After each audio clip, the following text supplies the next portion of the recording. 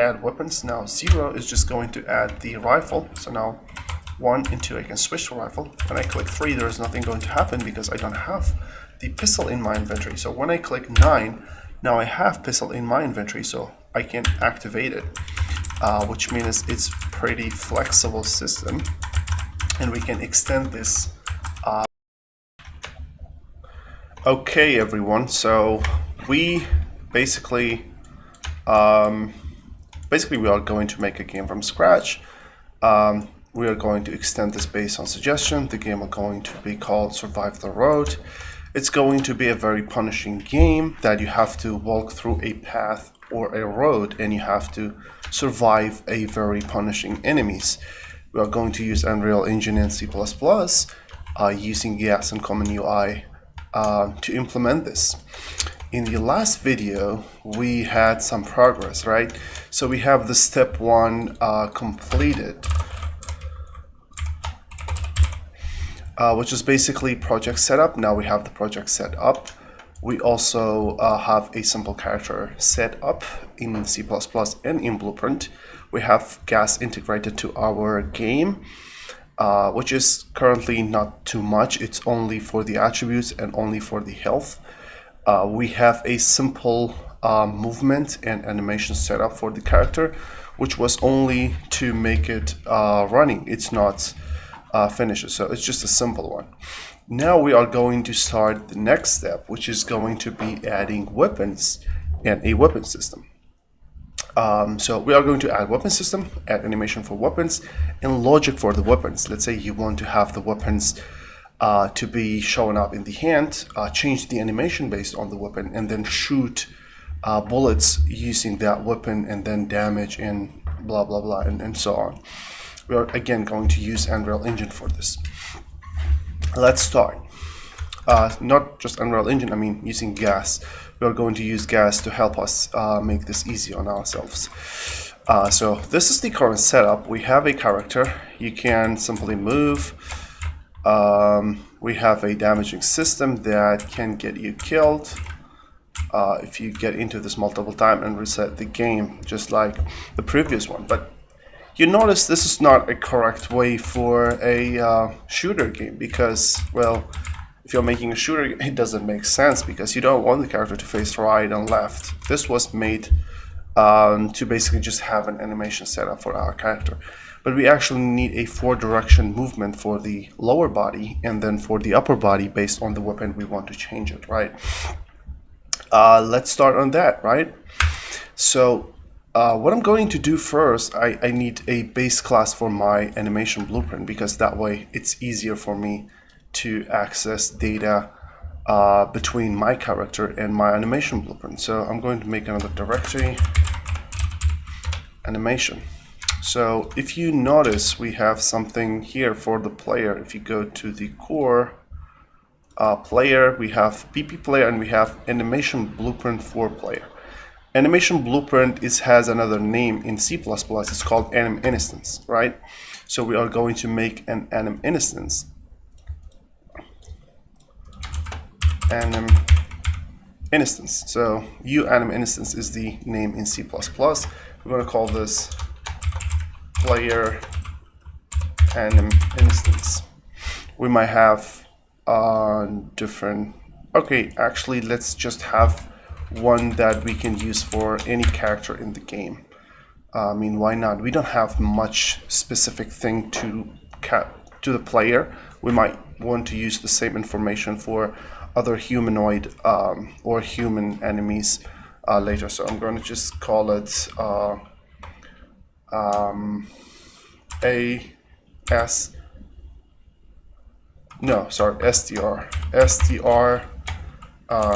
character anim instance. So this is going to be our base class for anim instance. So we need several things. Begin play. Oh, we don't have begin play here. Correct. Let me see what it is called here. Get into the functions. I think it's called native something, but I just need to make sure I know the name correctly. native 3. Okay, native initialize animation. I guess that's it. Native begin play. We do have begin play. Extend when begin play is called on the owning component. Okay. Yeah, I guess it's native begin play actually. Void virtual void native begin play. We also need virtual void native animation update animation. These need to be in the protected section. So we need to have some access. Let's say we want to get our character because we might use the data for it, right? So there are several things we need as variable to have access to. The first one is a character, which is the owning character. And then we might also want a ability system component because we might access some of the data and we want to change some of the things based on the ability system component. So we also need str ability system component, forward declaration, star, and then ability system component. Let's call this owning ability system component. It will be a U property. Make sure you mark them as U property so you don't get this kind of warning. Okay, and then in begin play, I want to find reference to those things.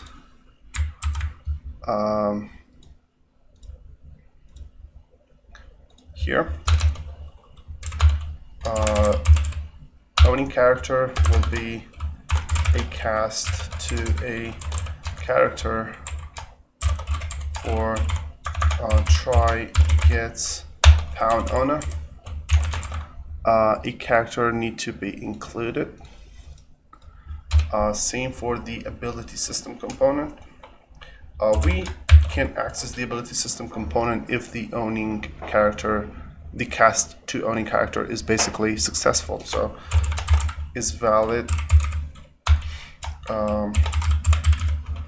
owning character. And then owning character, we try get component by class. The class is basically U str ability system component. We also, if I'm not okay, yeah, we need to store this somewhere. So owning ability system component, and now we have these variables stored, so we don't have to cast them anytime we want to, or look for them when we want to access them. Okay, so there are several things we want to also access.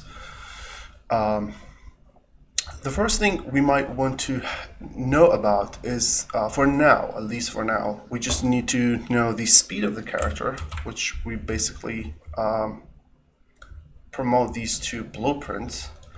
But basically we can have this in the protected section though. Let's see.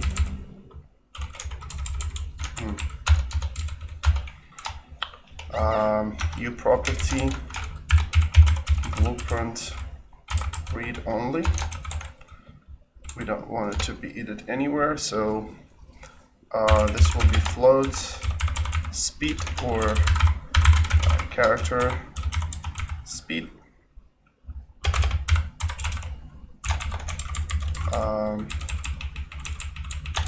So what we are doing essentially is just rewriting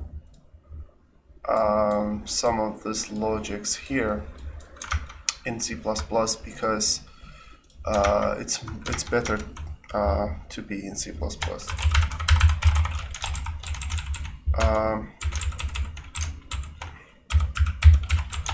We also need to know if we are falling or not.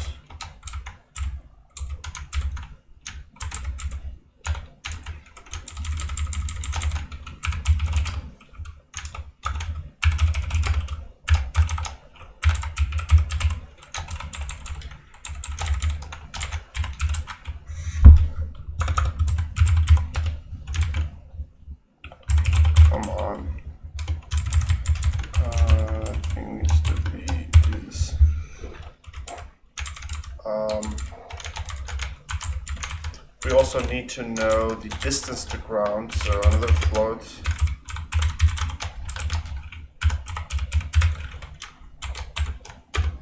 We also use this for landing animation later. But for now, we can just leave with this 3. And we can populate these later. Let's go to native update and check if our character is valid. When it's valid, we can access the properties. So we get, velocity. And we get the length of the velocity. That will be the character speed.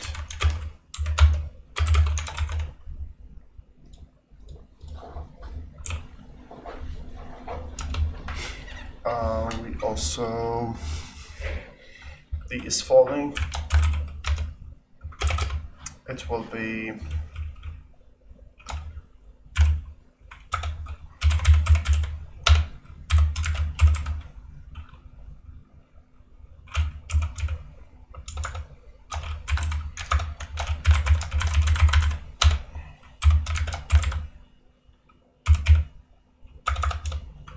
is falling.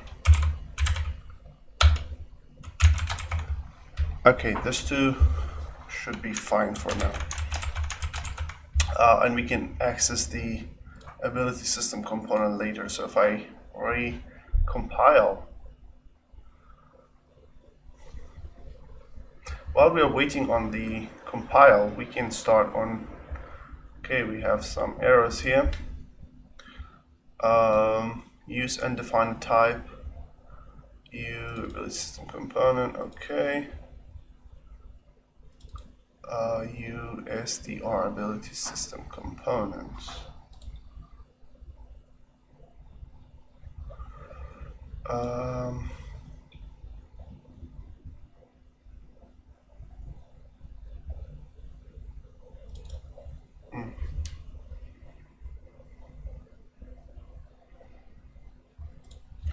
Let's see.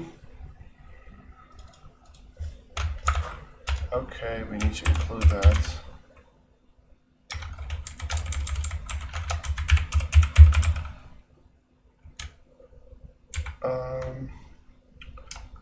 Should be survive the road, ability system, ability component.h.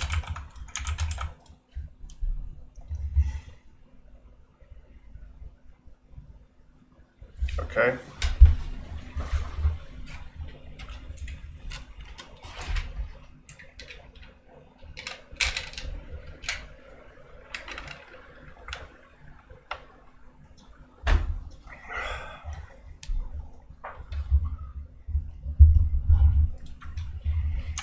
Okay, now we can get into our ABP and we can go to the class setting and then we can select our class. So str character and instance, when we select this, if you drag out from this, you can see you can access get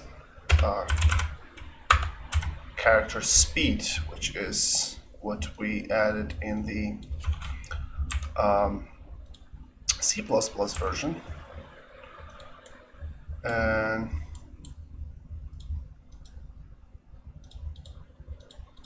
we can delete this now.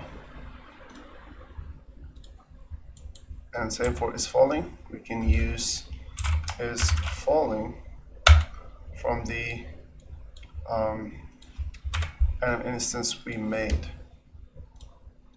Technically, now everything should work the same.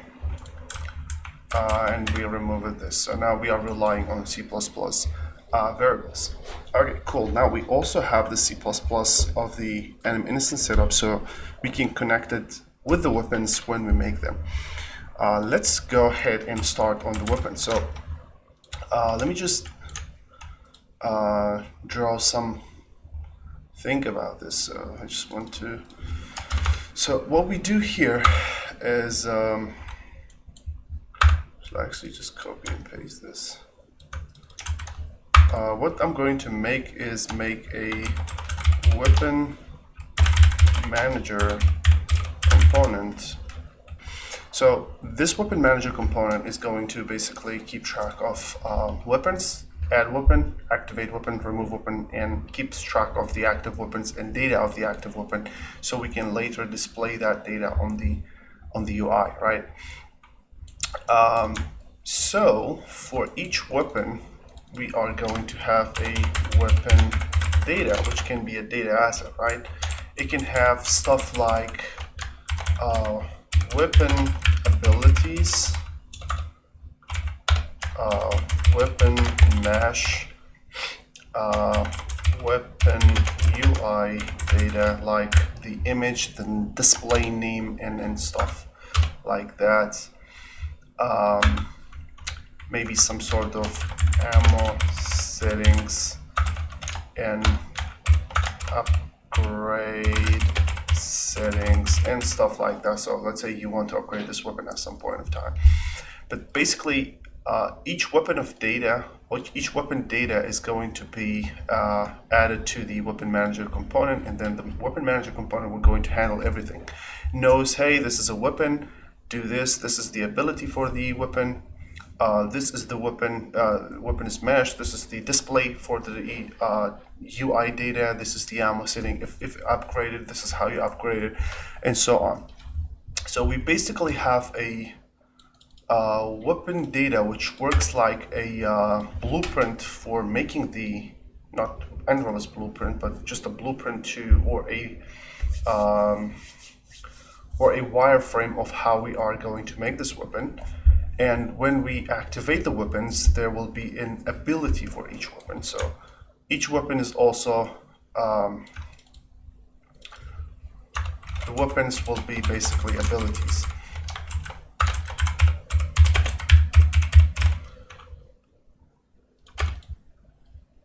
Okay, so let's just repeat once again. So we have a weapon manager component that basically adds weapon, removes weapon, activates a weapon, and keeps track of the weapons that you can hold right now, weapons you have.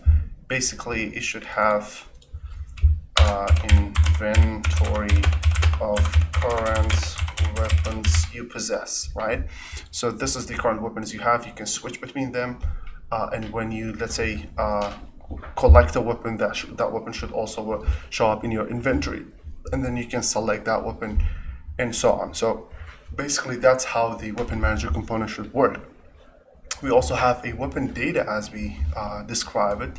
The weapon data is the blueprint for making the weapon work. So it basically tells you, hey, this is the abilities that comes with this weapon. This is the mesh for the weapon. This is the weapon actor itself. This is the data, this is the ammo setting, and so on. But the weapon itself in your player will basically be just an ability that is active as long as the weapon is active. This is a very good way of keeping track of the weapons. I learned that when I am working in a team that we are adding some sort of weapon-based stuff. This is a very cool way of keeping track of the active stuff in your weapon. Using an ability system component for this will help a lot to keep track of active weapons and so on. Alright, so now we know we need a weapon component and weapon data and a weapon ability. Let's make them. So here I'm going to make another section. This section we'll call weapons. There will be several things. We need a actor component that is called weapon manager component. Also, we need a subdirectory called data that basically holds the weapon data. We make a data assets. That's technically a primary data asset. It will be weapon data, weapon data basically. And we also need an ability. So for each weapon, so I'm calling it abilities. And that ability is going to have a class, the class, first of all, let's make a base class for all abilities we make. So let's go ahead and add and rel class. I'm going to say why this is important to have a base class for all of your abilities later. For managing stuff like camera settings, activation policy, input handling that you want to pass through to active abilities and so on. But so we make a gameplay ability, str ability base. So this is going to serve as base ability for all abilities in str project or game or whatever. But basically we are going to just have a I forgot to make a directory here. Why? I'm going to just have this in my ability directory because that makes more sense to have them separated. So we have str ability base. Now in the abilities for our weapon, we're going to use this as the base class, because later when we add any functionality for the base class, we are going to have it automatically in our weapon classes. Let's say we want to handle camera for every ability differently, right? And that's something we eventually going to do. So I'm going to add a weapon activate weapon base. Activate weapon is basically means you are activating or holding a weapon. So when you hold a weapon, you activate a ability for it. So that ability is basically acts like the active instance of your weapon. You can switch, remove, and whatever later, but this will going to be str ability base.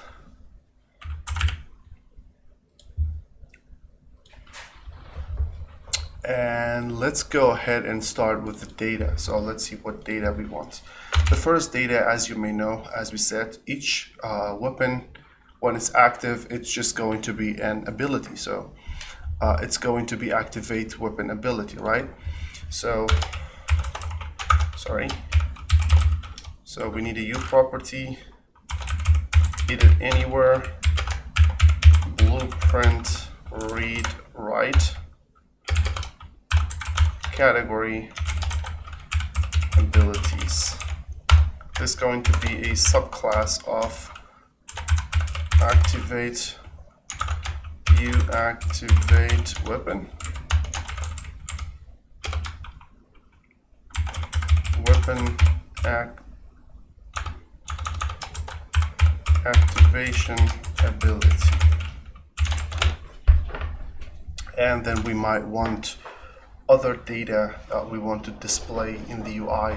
We are going to extend this, but for now we are just going to have the ability class and the UI related stuff, so we can keep track on them in the UI basically. We need a T soft object PDR of texture 2D.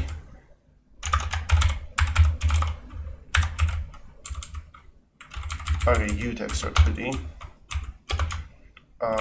Display image, let's say. Okay, this should be basically UI related stuff.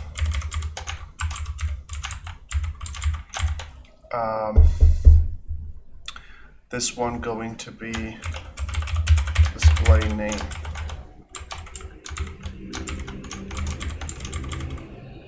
The display name is going to be if text, just in case you wanted to localize this.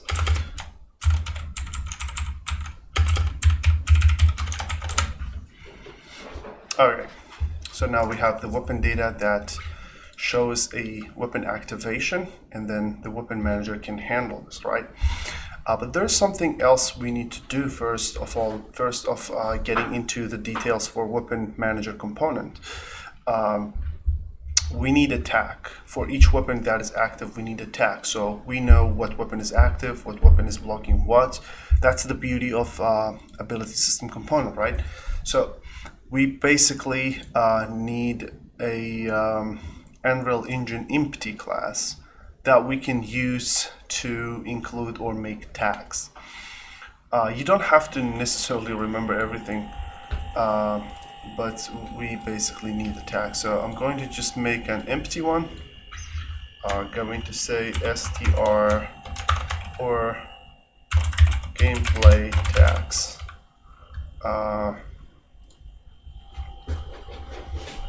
So we have here gameplay tags.h and gameplay tags.cpp. We don't need this class. What I'm thinking we need is, let's see, we need something like gameplay tag container. Let's see if we get declare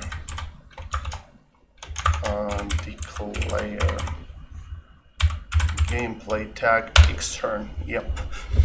Now this is where you define the tags basically, and you basically define the name. Let's say tag underscore tag name or tag or just category underscore name. So this is how you define the naming, but we need something like a namespace to basically handle the tags easier. So this is going to be for weapons. So or let's say active as I mean, yeah, let's use weapons actually.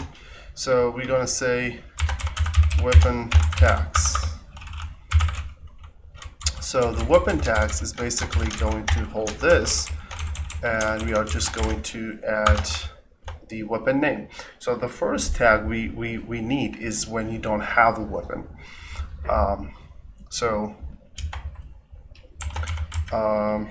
Or I really think we should call this something else, not weapon tags, because we need a tag for when you don't have a weapon. So let's just call it active tags, like the previous projects. So we're gonna say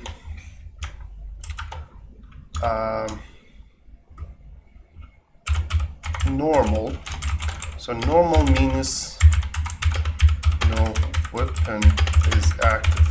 We basically apply a tag to the owner when we change the weapon, right? So when the ability is active. So when there is no weapon, we say, hey, it's basically this one. So we basically say there's nothing, no weapon. So another one will be active weapon, active normal one. We have going to have active weapon. In the game we are going to have a pistol, and that's going to be the first thing we are going to work on. So we are going to have weapon, pistol, and normal. You basically have a weapon active and it is pistol. Now we have these tags declared. Now we have to basically define them, right? So let's go to the CPP of this and define gameplay tag. UE define gameplay tag. Now we're going to say active tags, and then the name of the tag we just made, which is normal.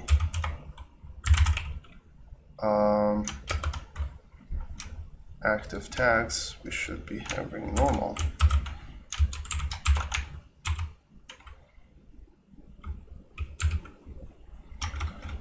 I don't know why this is. It will going to be active dot normal. Just keep in mind the dot is the way you separate them. So it will be active dot normal, means no weapon. We are going to have another one, which is pistol, which is weapon it will be active.weapon.pistol. Alright, now we have the tags. We can go back and start working on the weapon manager component. This one is technically takes some time, I would say. Alright, so first let's start by making a slot system. So we need a slot to keep track of the weapons that we can activate, basically. So that's when you need a class, not a class. I would rather make a, let's just have it in a separate class actually. Make an empty one, call this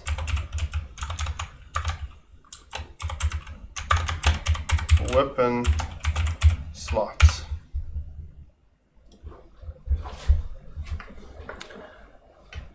We don't need the class. We need to include the generated file, so it will be weapon slot dot generated.h. We need a struct that basically going to represent each weapon. So f weapon slot. All we have in a weapon slot is two things. The first one is a reference to the data that this weapon is basically representing, or the slot is representing. So it will be U property. Don't forget to add generated body. A U property. The U property will be U weapon data. Add forward declaration. Weapon data. And that's it actually. We only need this data, but we need several functions that allows us to basically set and modify this. So we're going to have a private here and then a protected. Never forget, you need to set this to null pointer. We need we need several functions. Set data as a setter,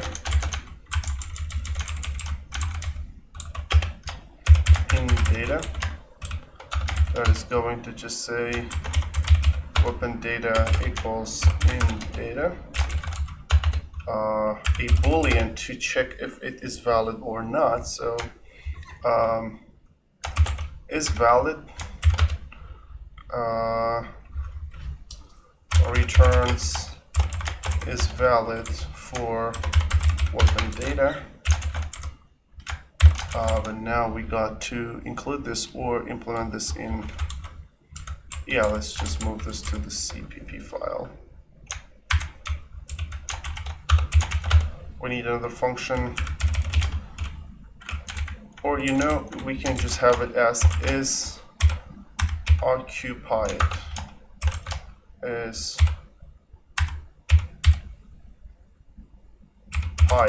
that how you type occupied? Not sure. Let's ask AI.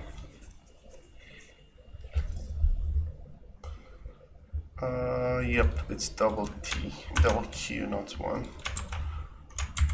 That was the wrongest way you can pronounce that. Okay, is occupied. This is going to just check if we have the weapon data valid or not. So we're just going to return this. Get this included. This is also can be made const.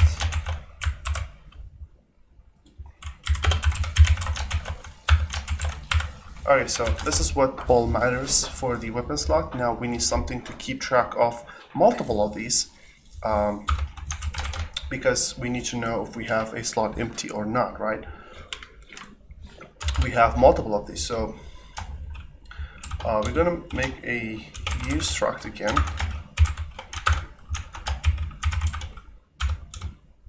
I'm just typing this. We want this to be blueprint F weapon slot manager.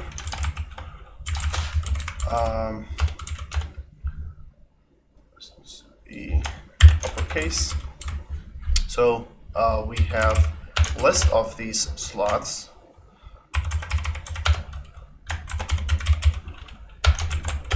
We call those slots, right? We can actually have this as public, so we don't have to worry about this. It needs to be basically accessible in Blueprint.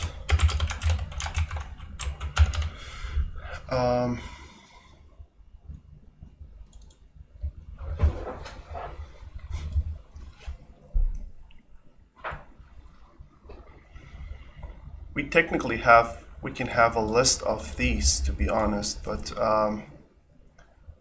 I just need to have functionality. No, let's just keep it this way actually, but I need a function to empty this slot as well.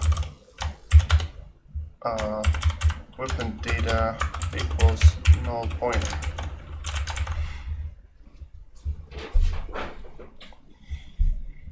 Okay. We have the slots. Now we want some functions to know if we have if we have this occupied or not. I'm going to just set this to protect it to remove access from outside, right?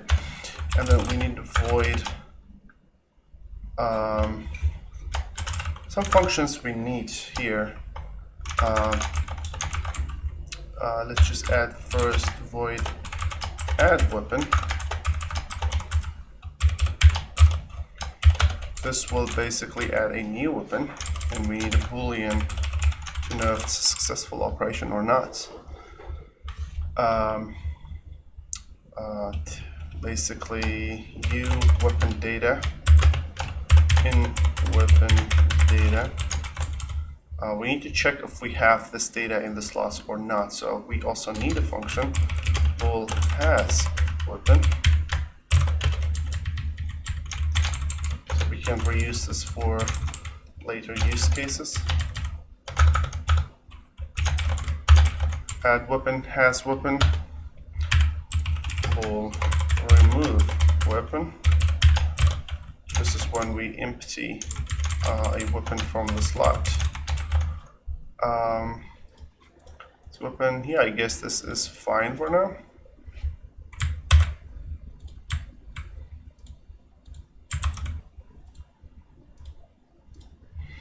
Okay, so first one we need to check is has weapon.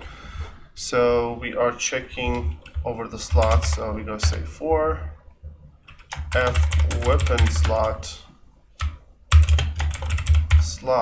in slots. If slot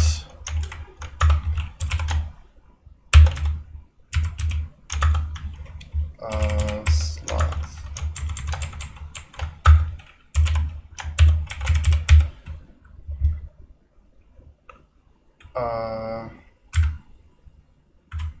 Okay, we also need a getter here. I forgot to add.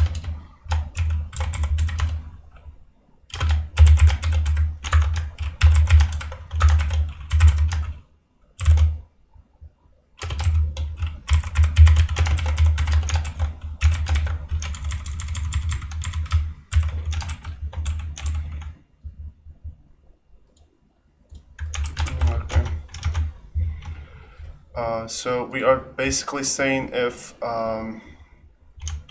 weapon get data equals in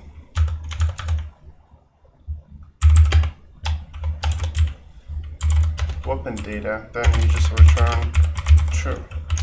And if we fail it to do this, we just return false. Now, when we want to add a weapon, we are going to first check if we has this weapon already. If we do, then we just return false, which means weapon already in the inventory. Failed to add again. Otherwise, we are just going to occupy a free slot. And that's why we also need a function to find a free slot. So we are just going to make f weapon slot a pointer get or free slot. So this get free slot will, yeah, I believe we can just have this the same place. We don't have to make so many functions. So we just make a for has, okay, yeah, it's true. We also need a function to know if we can basically we have a free room or not. Has any free slot.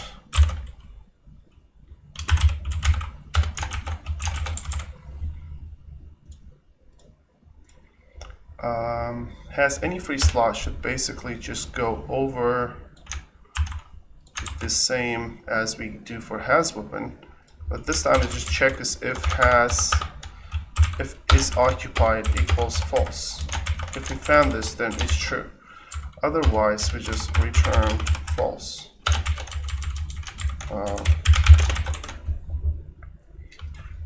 So that's how we know if there is any free slot in our array or not, right? So for, or, no, we know, yeah, this should be the first check.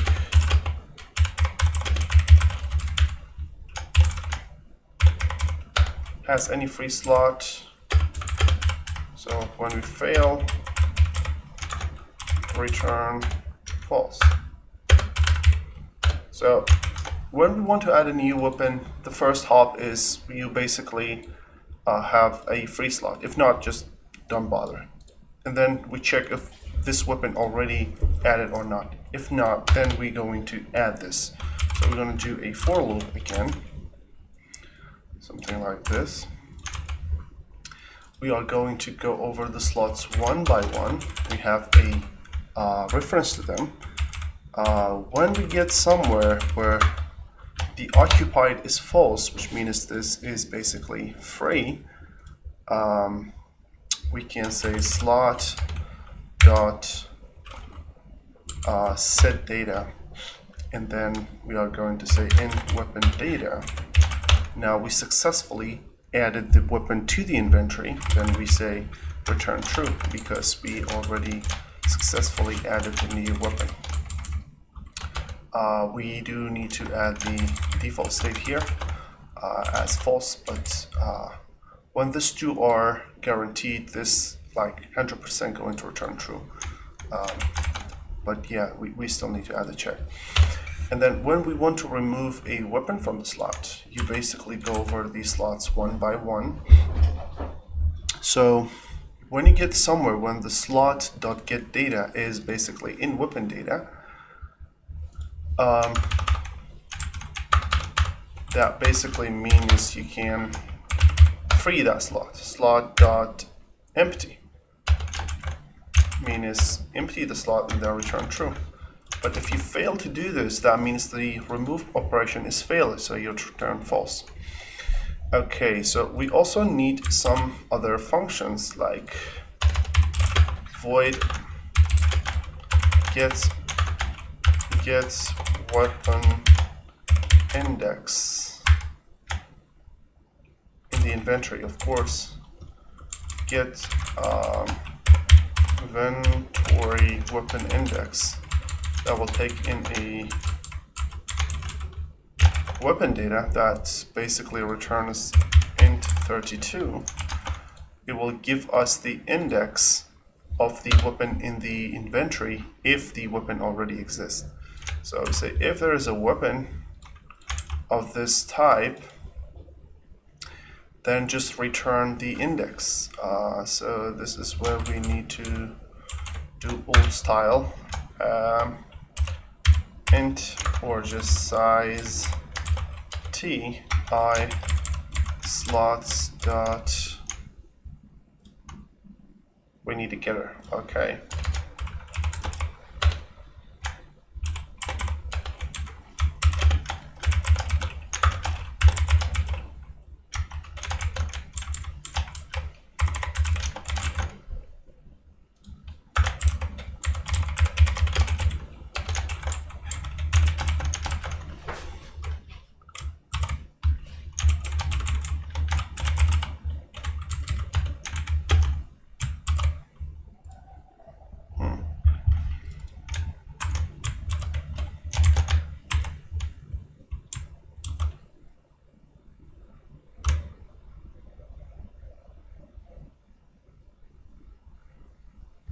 What is the problem?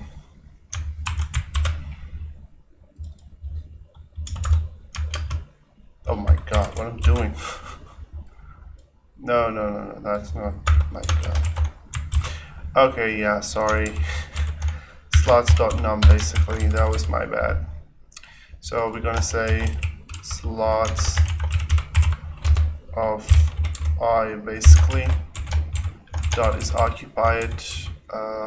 No. So get data is basically in weapon data. Then we just do return I. Otherwise return -1. Here we also return -1. -1 means it's an invalid index for every array. So we can get the index as well. I'm going to tell you why the index is also important to know. I guess this is fine for now. We have enough functions for the inventory to keep track of adding weapon, checking if there's a weapon, removing a weapon, and checking if there's a free weapon for getting inventory index of a weapon. Let's get into our weapon manager component, right? Let's get this sorted out first. Okay, so yeah, there's no need to have any of these as public.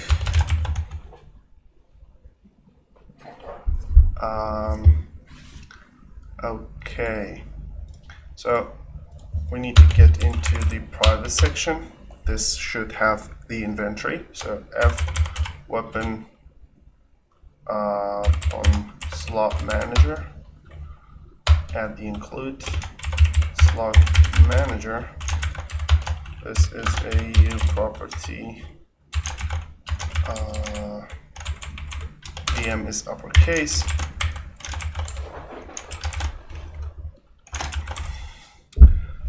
Okay. And now let's add functions to add, remove, edit, or do any other things with this slots. So we are going to have a function for adding a new weapon. This add function will going to basically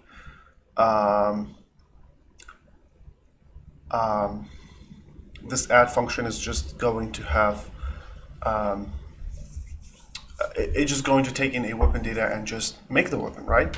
So let's do this. But first we need some U properties here.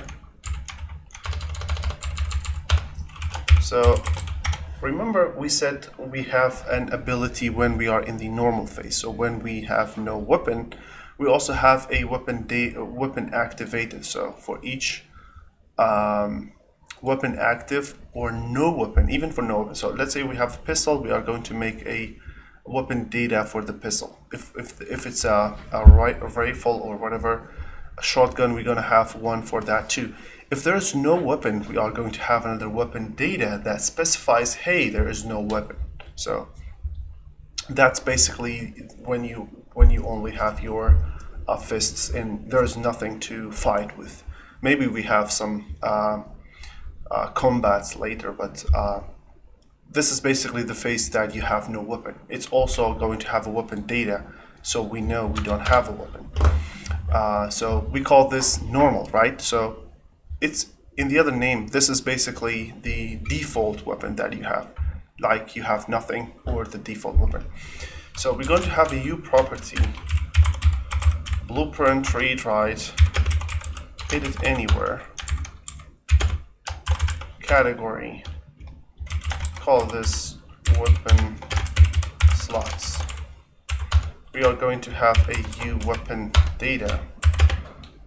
We call this default weapon. This is technically going to be the fist or no weapon or the normal fist, right?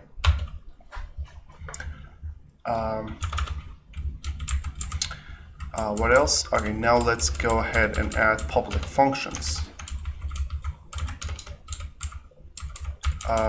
So the public functions, like we're going to have something called add, or maybe we return a boolean when it's failing.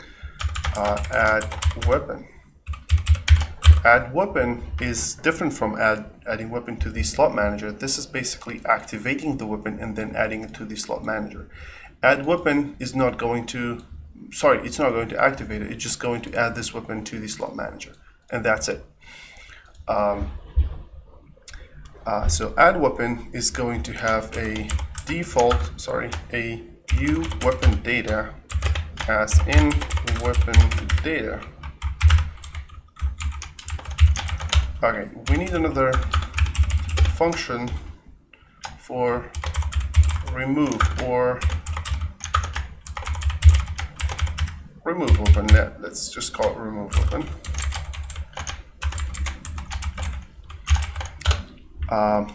Now we can add and remove weapon. We also need a function to activate a weapon or basically equip a weapon. So I'm going to call this equip weapon. So this equip weapon is going to take in a weapon data that this is the weapon we want to activate. However, this is not a common way, in my opinion, because you look into the slot, you see, hey, the second weapon in your slot, whatever this, occupy the second slot for me. So it's more convenient to work with the index of that weapon.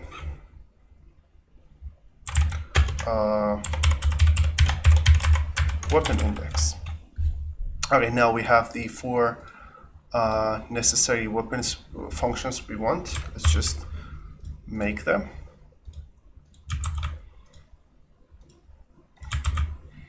Let me also add U function blueprint callable for all three.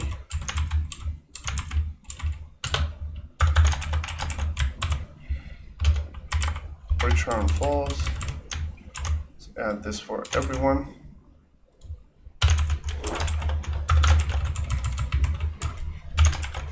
Okay, so let's go into start with the add weapon. So the first check we are going to make is to tell the slot manager, can we add this weapon? How we tell this? I'm going to say if slot manager dot add weapon in weapon data. If this thing is failing, then we are going to fail. There is no need to try. So when this is successful, which means we get into here, we can go ahead and try or do the second phase, which is basically activating the weapon, right? So how we are going to do this, remember we said the weapon data is an ability actually, so we're just going to activate that ability. But first, sorry, it's just adding it, not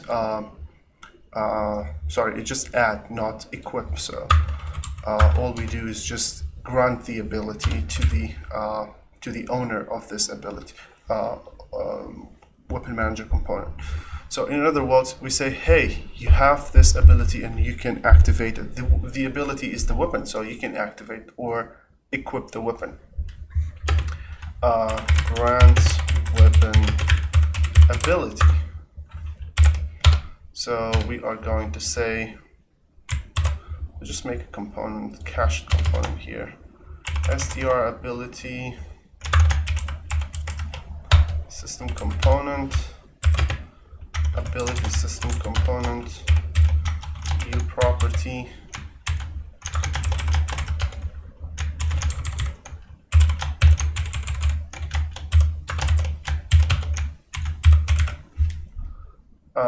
Include this, activate ability, try activate ability, f ability spec,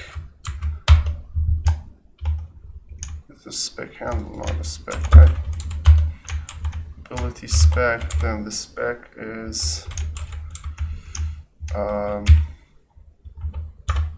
the ability, which is basically in weapon data, weapon activation ability. What is wrong with this?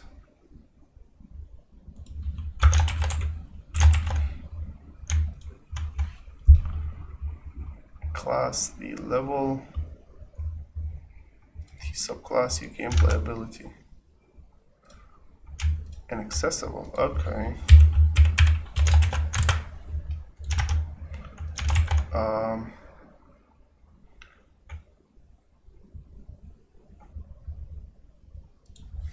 Do I have to include this? Yep, I think so.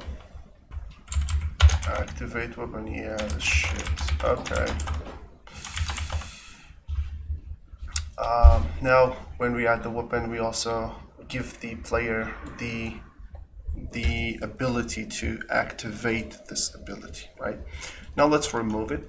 So what we want to remove it is first we try to remove weapon. If we fail to do that, then there's nothing changes, so we cannot do anything. Otherwise, we revoke weapon ability. It's called clear ability. Let's see what clear ability is waiting for. I think it doesn't matter that. Now I'm thinking about it. Yeah, it doesn't matter that much to care about revoking that ability. Maybe later when we face issues, we basically we're just going to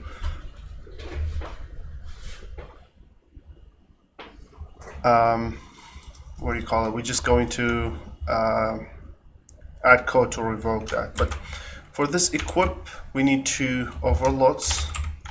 The other one will be U weapon data. So the overloads, the first one is just, this can be more of an internal way, to be honest. But for this one, I'm going to talk about how we get this index, how we translate the index to the weapon data later. But let's just do for the weapon data itself. So the first thing when we want to equip a weapon, we want to make sure we own that weapon. So we go into slot manager dot has weapon in weapon data. If this thing failing, then we are failing. We basically don't need to go further. But if we have the weapon, then we can go ahead and activate that weapon. So we're going to say F gameplay ability spec of the in weapon data get weapon ability. So this is the ability spec that we want to activate, which is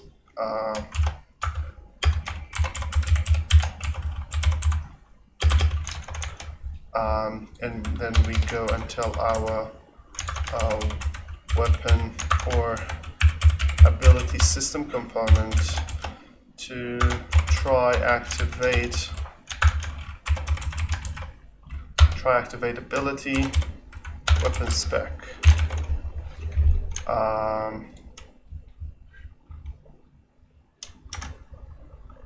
I think there is an overload for this. We can activate directly from try activate ability to activate be allow.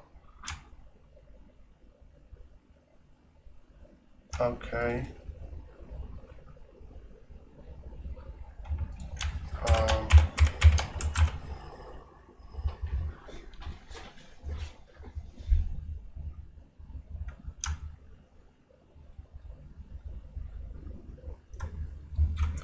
Okay, sorry, it's just called try activate ability, I guess, by class. So we just pass in the class. There are other overloads, but yeah, this is basically what we want. And then we can just do an if statement here. Again, if this thing is failing, which is the else state, we just return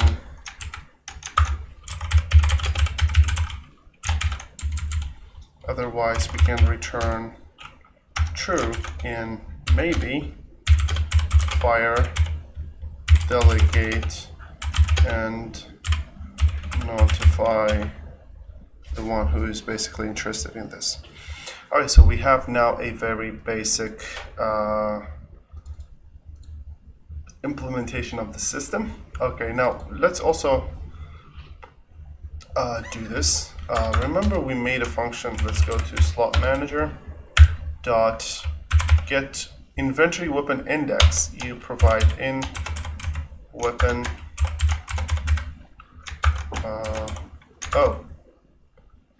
weapon index. Yep, so we need another function here actually. It's going to be u weapon data star get weapon by index.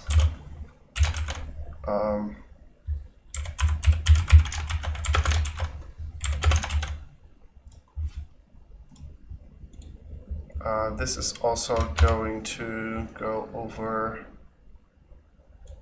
or basically tries to, let's say if slots dot contain or is index valid for the index. I forgot to pass in the index.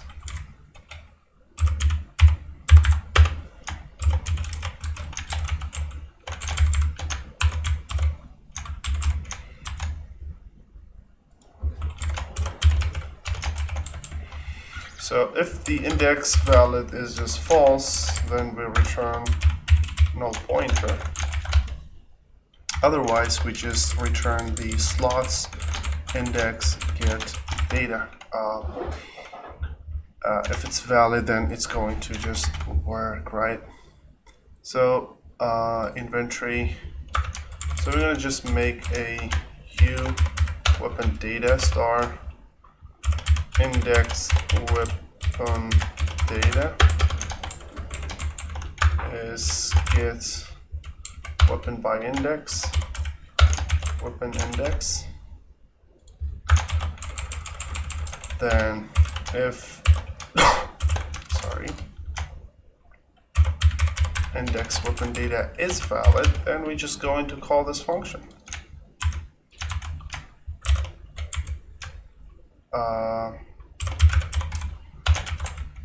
And we are just going to return the value of this one here. Otherwise, we just return false. Okay, so now we got the code ready for the weapon manager to work, basically. Let's get into the ability and do something, right? So we just want to know if the ability is active or not, right? So when the ability activated, which means the weapon is active, we want to just print a message.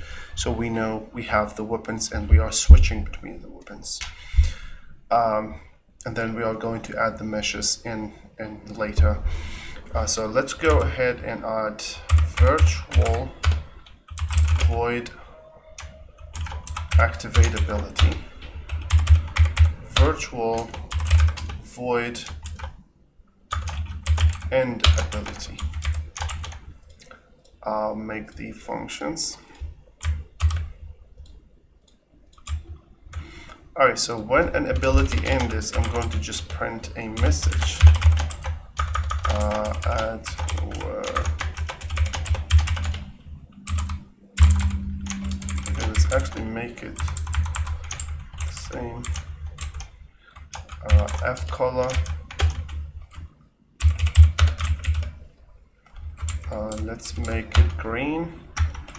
Let's call this active weapon F string.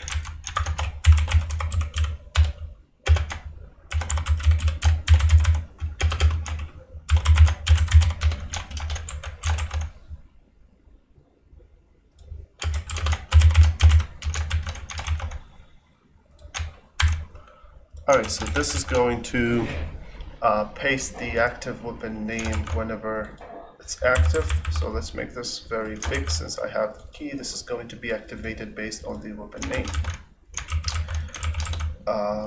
Now let's go ahead and run this and let's make the abilities for them.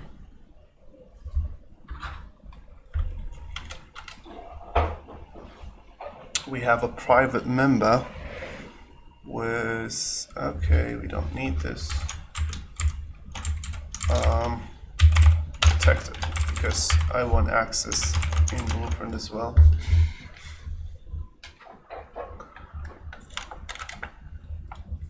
More error. Blueprint callable. Okay, eWeapon conflicts with script. Okay, yep. So that's the problem when you have exposed them to Blueprint. You cannot do the same name. So I'm gonna say equip weapon in index or by index, I guess. Equip weapon by index this time.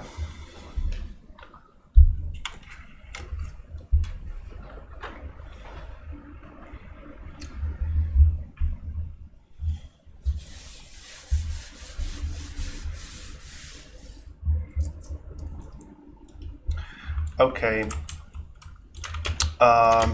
let's go ahead and go to our contents, make a folder, weapons. This weapons folder, let's first make one for normal, which means no weapon.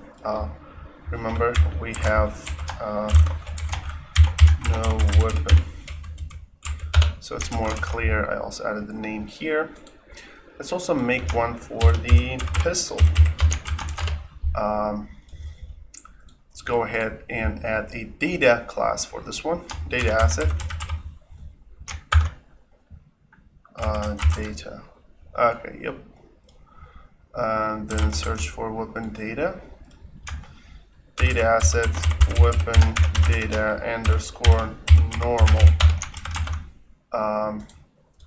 We also need an ability. Remember, each weapon has its own ability. So activate weapon, which represents the weapon basically. It's going to be GA underscore weapon underscore the name, which is normal for this case. Okay, that's pretty good. Now open this. You see we have a display name and a texture 2D slot here, which is wrong. I'm going to fix this later, but I don't worry about this now. But here I'm going to select GE weapon normal because this is the data asset for the normal one, right? Before adding the tags, which is very, very important, I'm going to select these two and just copy paste it for the pistol. I'm going to rename them for pistol. And here.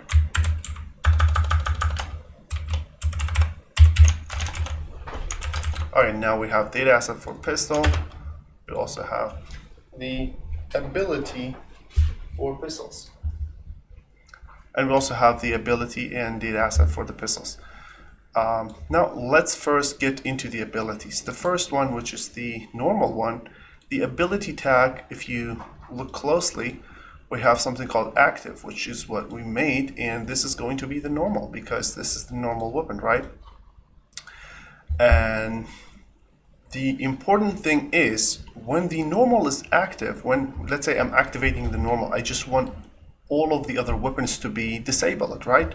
That's the beauty of the ability system component. You don't have to cancel them manually.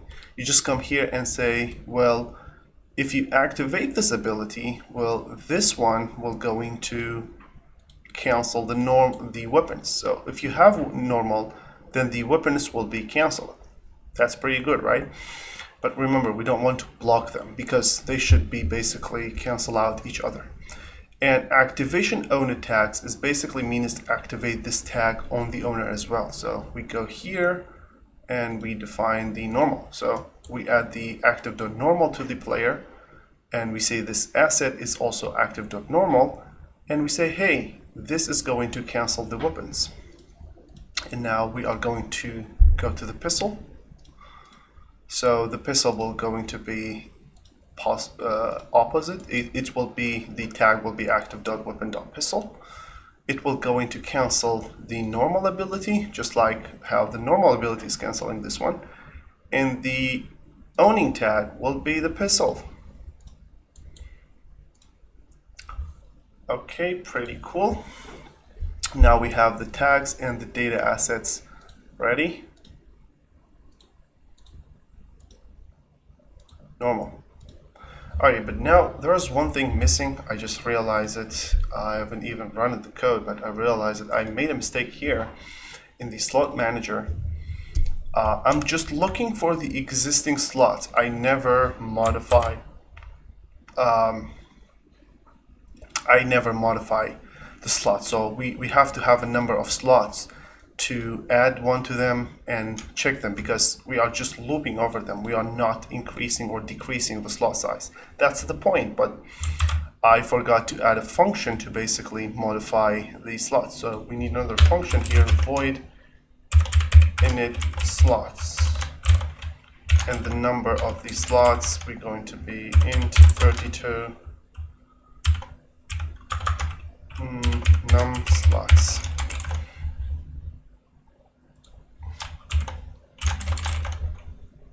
And I'm going to go to the initialize and slots dot init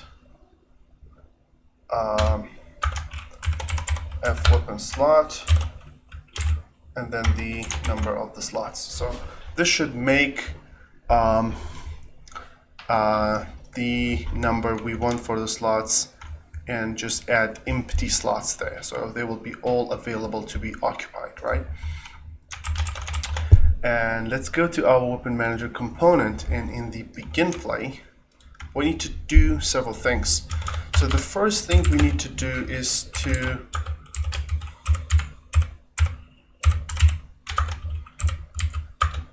initialize the slots. That's why, so we can extend and shrink the slots. I'm just going to hard code this to 4 for now. I'm going to just say slot manager dot init slots and then the number. So, but it's basically we can promote this to variable and change the number of slots later. And never forget, we need to add and activate the default one by default. So that's why we have the default weapon here. So we are just going to add this and activate this at the same time. So add default, because one of these should be active no matter what, because if there is no weapon, it should be normal. If there is a weapon, there should be no normal. But you see, there's going to be one of them active at any point of time in the game. So add default is going to basically add weapon. The weapon will be default weapon, and then we're going to equip it. The equipment will going to be equip default weapon. We know this is going to be successful, so we don't have to worry. But there's a need to basically broadcast a message when we failed or we forget to add the default weapon. So we're going to say G engine add on-screen debug message -1 F12 F color, a red message, weapon,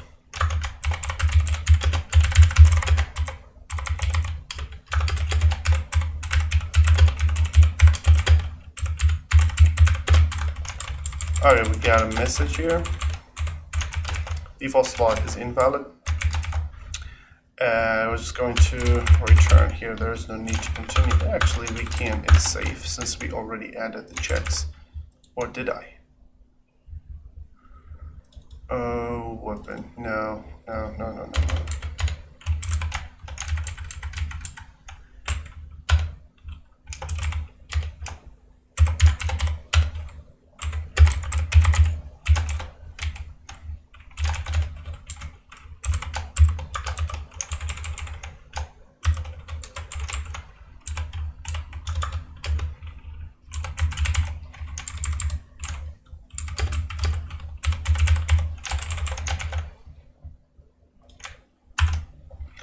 Same for add a new weapon.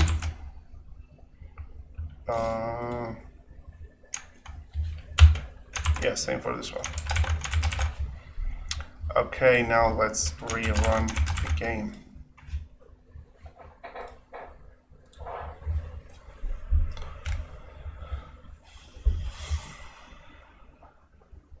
Okay, let me check my storage quickly.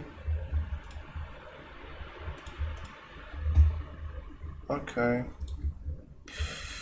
Alright. So now, if we play the game, there's nothing going to happen because we haven't added the component yet. So let's go into our core player. Let's add the component so we can manage weapons. So weapon manager. And if you find here, you will find a section called weapon slots, and it's waiting for a default weapon. So if we don't provide this and play, you see there should be a red arrow, but there is none. Why?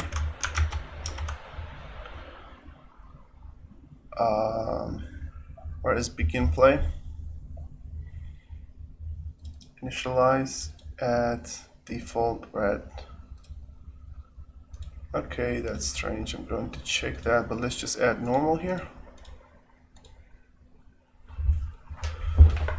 Okay, something is going on here. Let's see what is going on.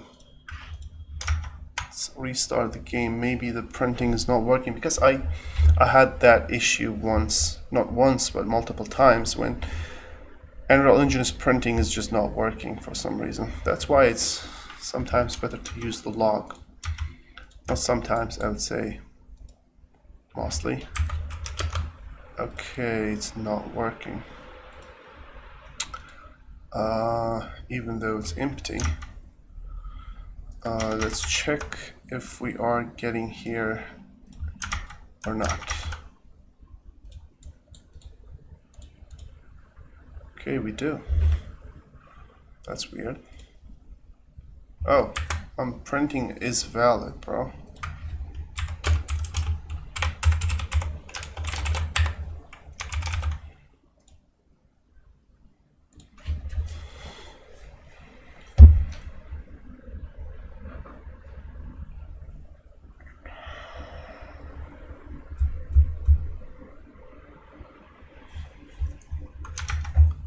Okay, let's come here. So if we keep it, we shall be notified it's okay. Let's go into the weapon manager. Let's add default as normal. Let's play. We got an error. Let's go here. Default weapon. Equip weapon.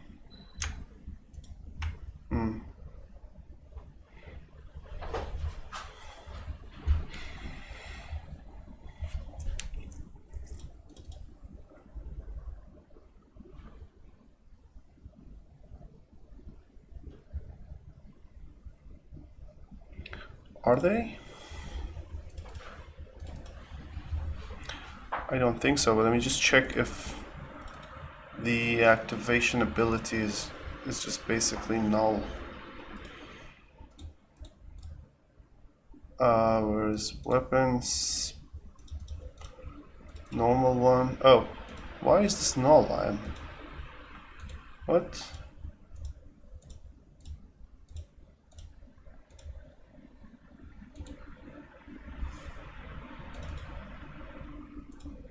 What's going on?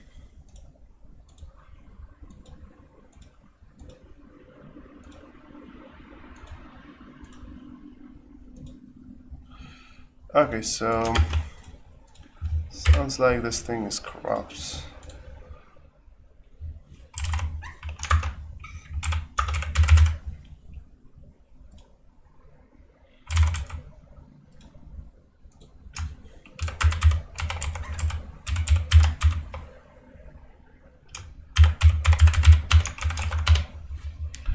Okay, let's select normal again.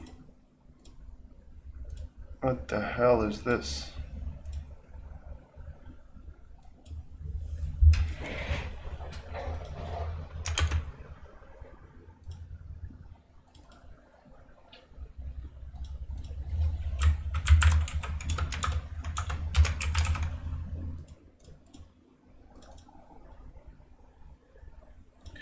Gotta just add pistol as normal.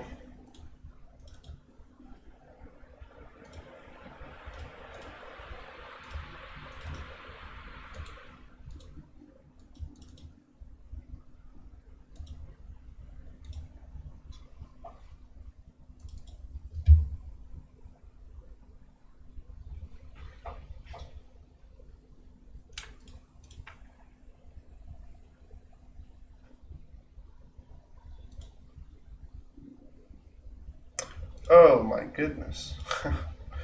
Okay. Okay, so yeah, that's another thing I forgot. But basically, you have to populate or just cache the ability system component, which I forgot for some reason. Get owner get components by class, and then you str ability system component. Yeah, that should be fine then. Okay.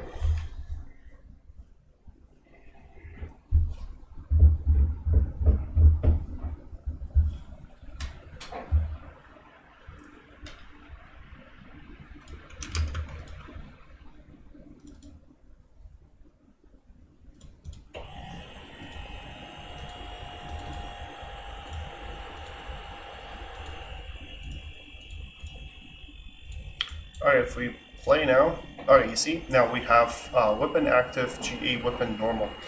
Let's see how we can switch the weapon. I mean, there's still nothing visible, but we can just try to switch them. So I'm going to just add some keys here. Debug key num1, also one num2. So basically this will be the slot 1 and then slot 2. So we get this, equip weapon by index. So when we press this, we want this to get into weapon slot 1 and then to slot 2 here, basically. This is index, so this is going to be the second one in your inventory. We don't have any visual representation of the inventory, but we're going to add this soon. This is going to be numpad 2. Actually, yeah, let's just add this to other keys. Yeah, let's just add this to 1 and 2 numbers.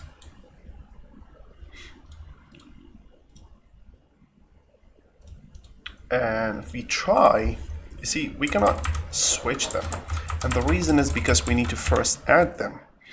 And the inventory only has the default slot, which is the normal one. Let's just add another key that allows us to basically add new weapon. Let's go ahead and add this as 0.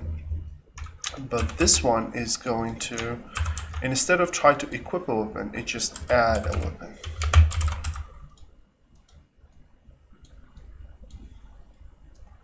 The add weapon is going to add the pistol, this one. The default is normal, so when we play, we are at the normal. When I press 2, I cannot do anything, but when I press 0, this should basically add the weapon, and then click 2. You see how I'm switching between the weapons, pistol and normal. I hope this printing is clear, but basically now we can switch. So we basically have 3 keys now. One for adding a weapon to the slot. One is basically to equip, using 1 to basically equip different weapons.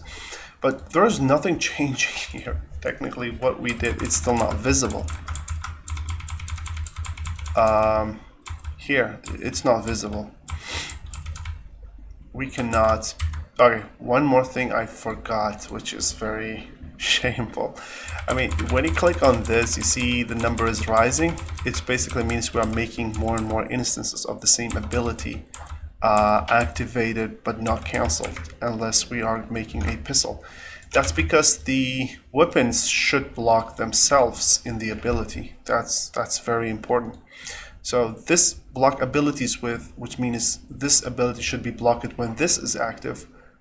We should block ourselves. So in normal, we are going to block normal, which means there can be only one instance of this weapon active at the same time. Same for the pistol. We are going to here block abilities, weapon.pistol. Okay. Okay, so now it should be fine. So we can only have one. You see, I'm clicking on it, but it's not adding. When I add 0, I get the capability of adding or equipping the second ability, which is pretty cool. And this is a proof that we have the system running in the background. Okay, but as you can see, the main issue here is we cannot see anything. Nothing changes. The weapon is active, but there is nothing changing.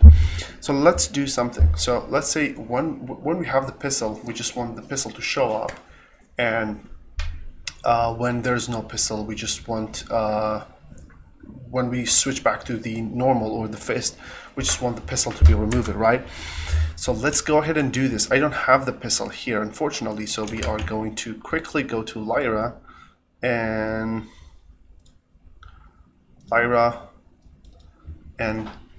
grab that weapons from Lyra into our project quickly.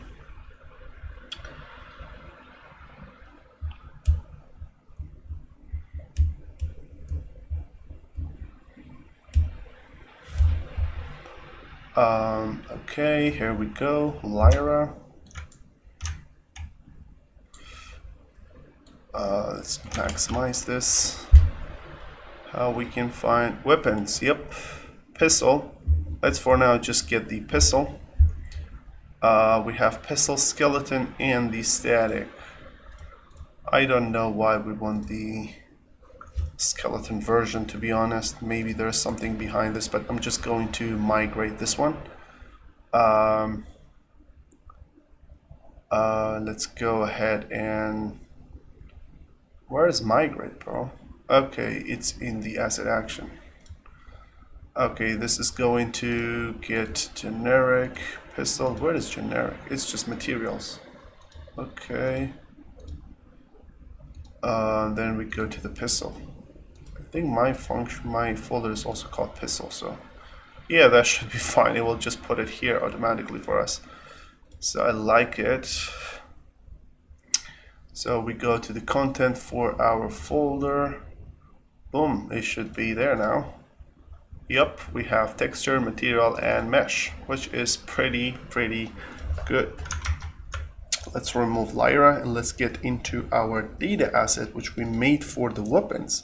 Let's introduce some more functionality here. Well, I think,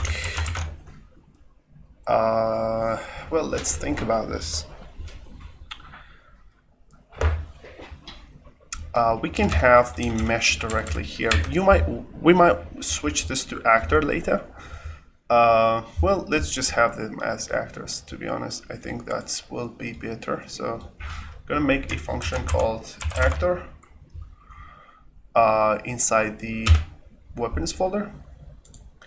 I'm gonna make a blueprint class actor. Oh my god, the name.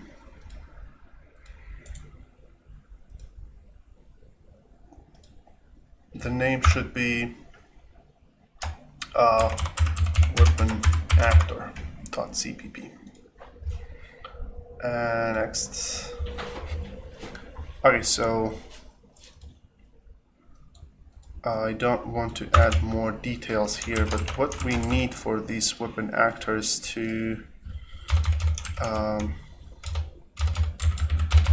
have a U property, blueprint read write, edit anywhere, blueprint read only actually, use static mesh, component static mesh.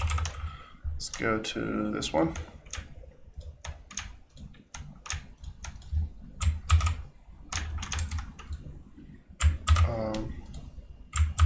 It's not going there, why?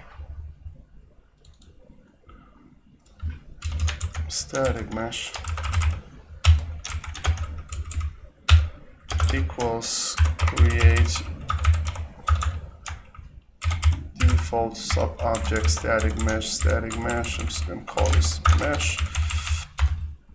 We also need a root component, scene component, root component, set root component to. Sometimes I feel like Writer is just listening to me. It just suggests what I'm saying. So mesh component sets up attachment to get root component, which will be this one. So now we have the mesh as well. And now we can get back to the weapons data.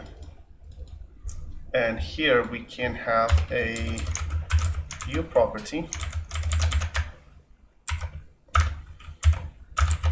Or let's just call this part weapon, I don't know.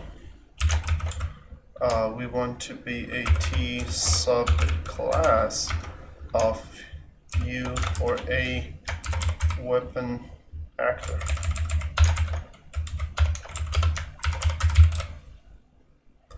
Weapon actor class. Okay. But now you realize, where are we going to spawn this weapon actor? This is something we need to handle somewhere, right? The best place, in my opinion, is when we are going to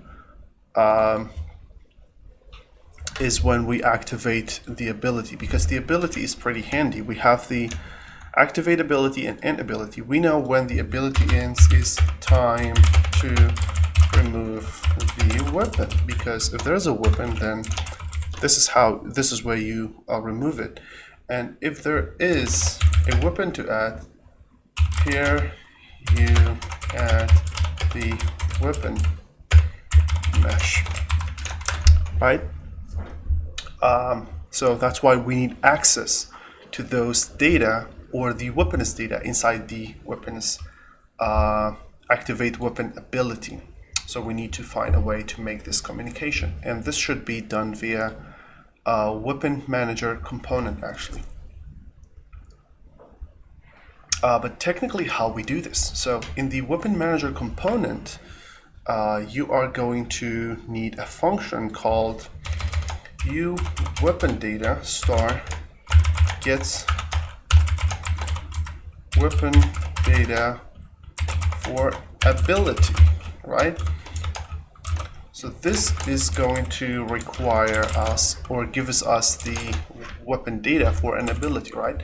So we need a T subclass of weapon ability U activate weapon class.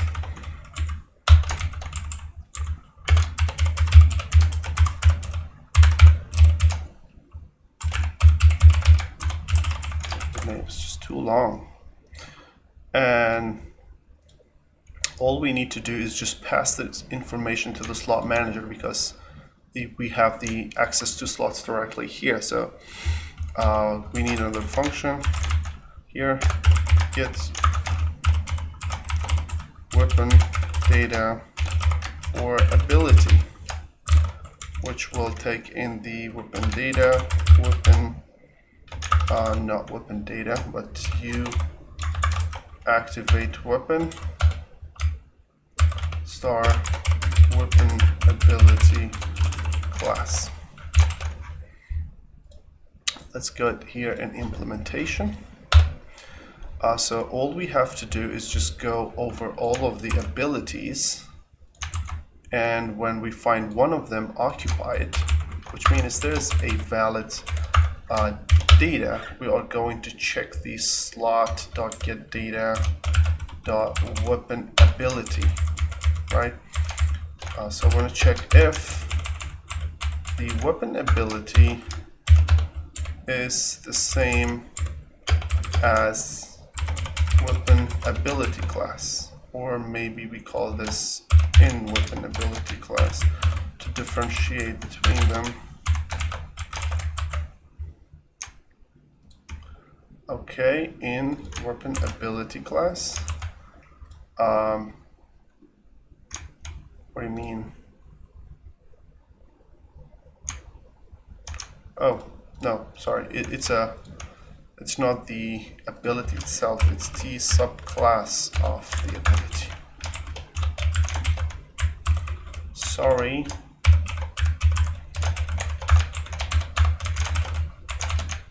Okay. So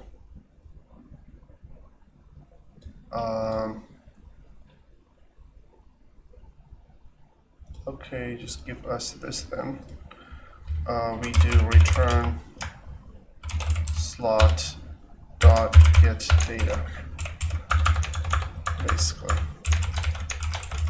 and otherwise we just return null pointer.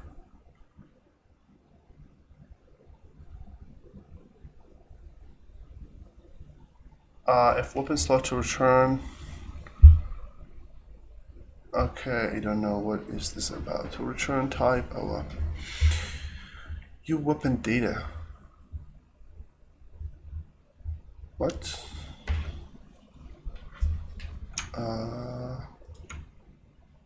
You weapon data, get weapon data. What is get data? Oh, slots get data.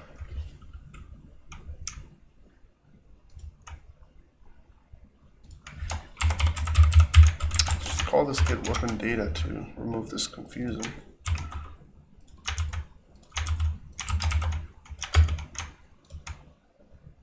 Is this not accept? Oh, it's a const. Okay. Well, I have no idea what's going on here. Oh, it's a slot, not slots. Okay, I'm sorry.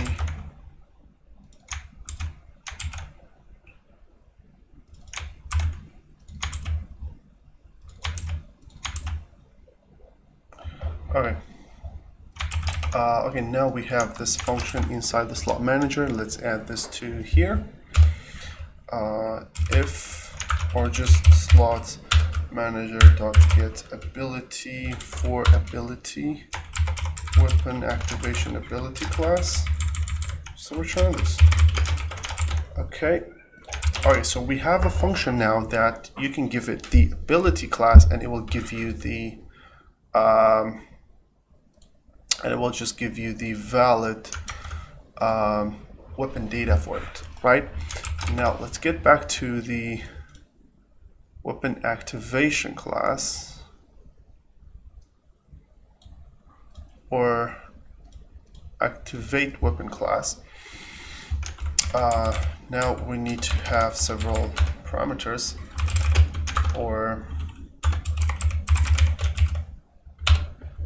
we need a U property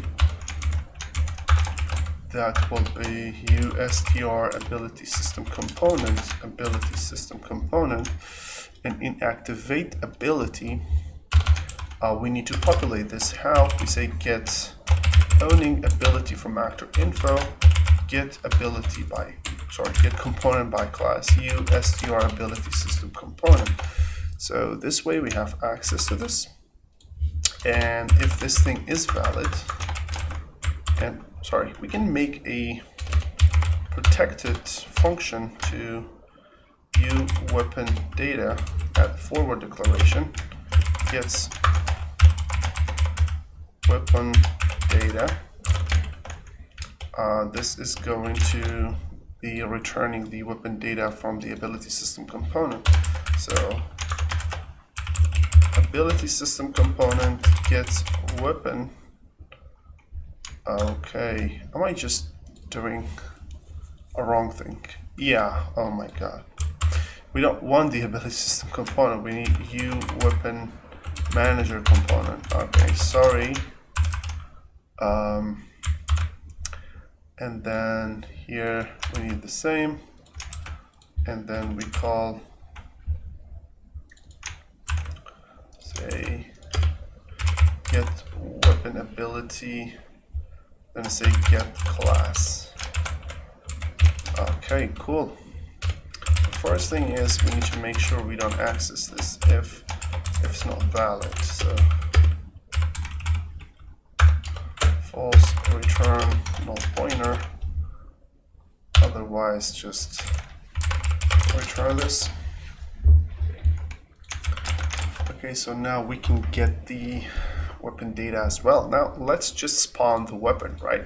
Let's just spawn it just for demonstration purpose.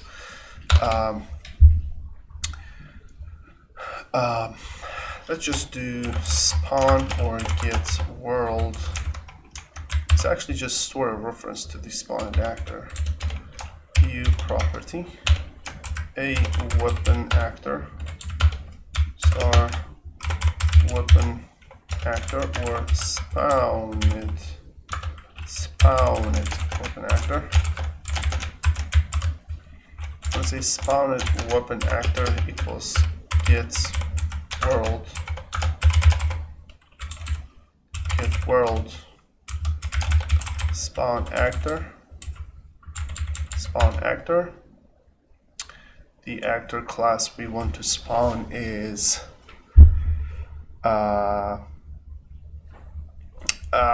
where is the class? I mean, yep, gets weapon data, gets not gets, but just weapon actor class. Yep. We need locations. Okay, let's see what's going on here. Okay, we need to cast this. That's fine. This is inaccessible. That's also fine.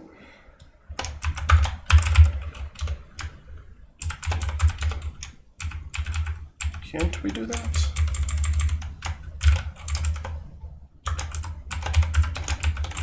Yeah, that's possible, so that's good. Okay, so now we spawned the actor, but we want it to be attached to us so we don't miss it. We also need a transform. Transform. Let's actually get the socket that we want this to be spawned, basically. Let's go to characters, mannequin, animations, locomotion, pistol. Okay, stop this. I just need a socket. Let's get the socket. Chest space, no.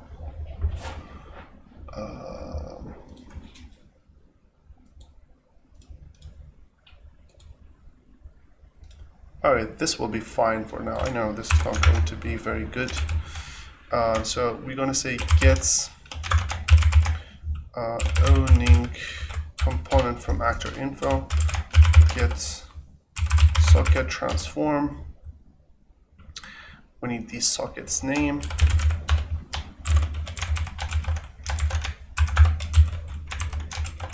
And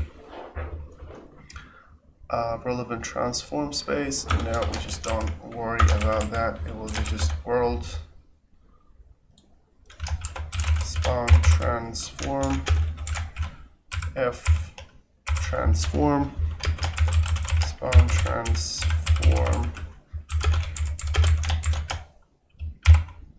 transform and we just provide this a reference to our transform here. It's not how this works, just the transform. Yep. Okay, and then we want to attach this to our basically hand. So attach to component. The component is just going to be this. This basically get owning component from actor info is the skeletal mesh of the character. We want the f attachment rules to snap to target excluding the scale, and then the socket name, which is the one you see here.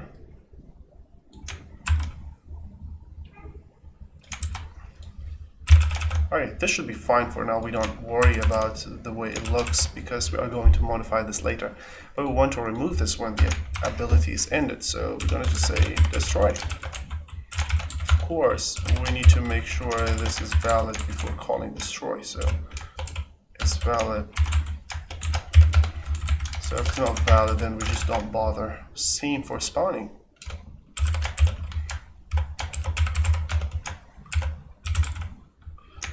So here we more worry about the class. So get weapon data actor class. So if the class is valid, then just go ahead and spawn it. So for something like for the normal, you don't have to worry about what class to provide. You can just keep it as null and then it will work.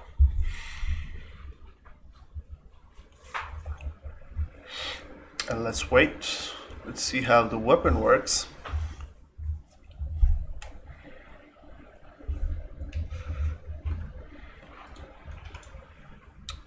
Okay, now we need to get back to weapons, to the pistol. Now we need an actor. The actor will be weapon actor. This will BP. Sorry, BP weapon actor underscore pistol. The mesh we added will be just the mesh. And then we go into the pistol's data asset and we specify the weapon class, because now this pistol has a weapon class. Now we play, hopefully not crash. Now we cannot switch to pistol because we don't have it, so we press 0 to add the pistol, and then boom, we have a weapon in the hand, right? We can switch, you see.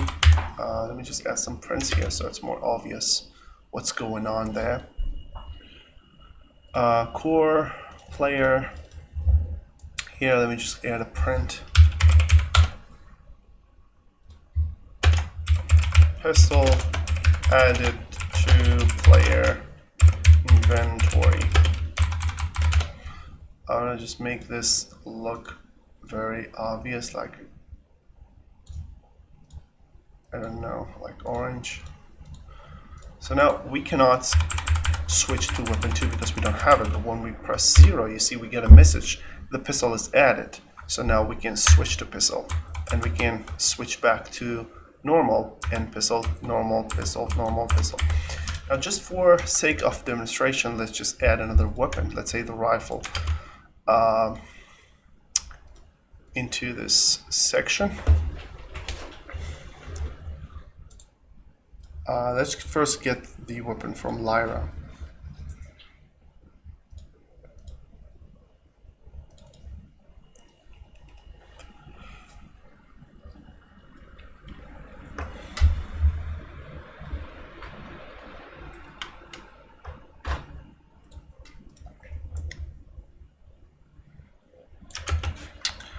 Okay, let's go to rifle or shotgun. Yeah, I guess the rifle will be fine. Yeah, let's just add this one. So let's go into asset action, migrate. Okay, another one. Okay, yeah, just apply to all. It's about the shared content between the weapons.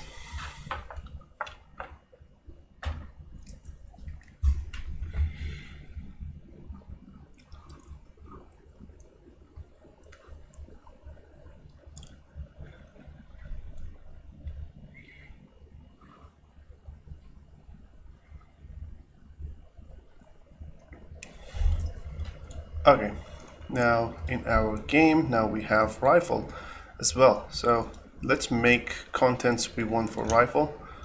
So we have 3 files. We need a activation class,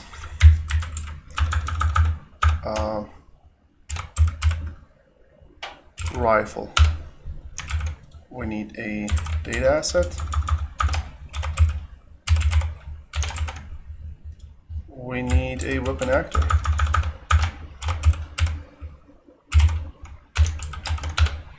The first major change is the weapon. We're going to just change this to a rifle. Okay, let's go. What is the mesh called then?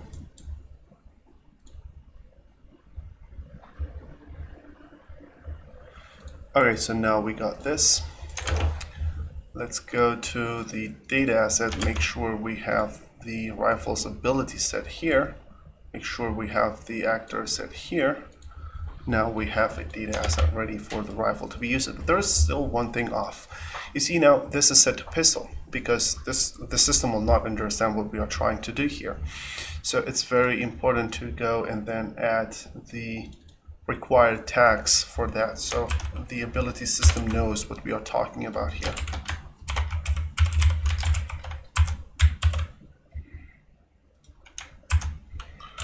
Let's just know weapon. Why I'm printing these things all.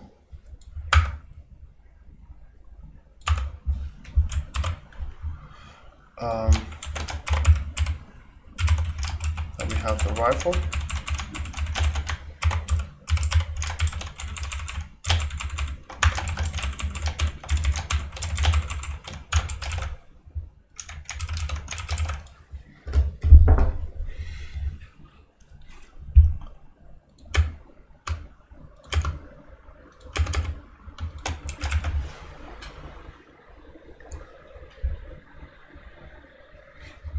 Okay, now let's add the rifle, the tag for the rifle.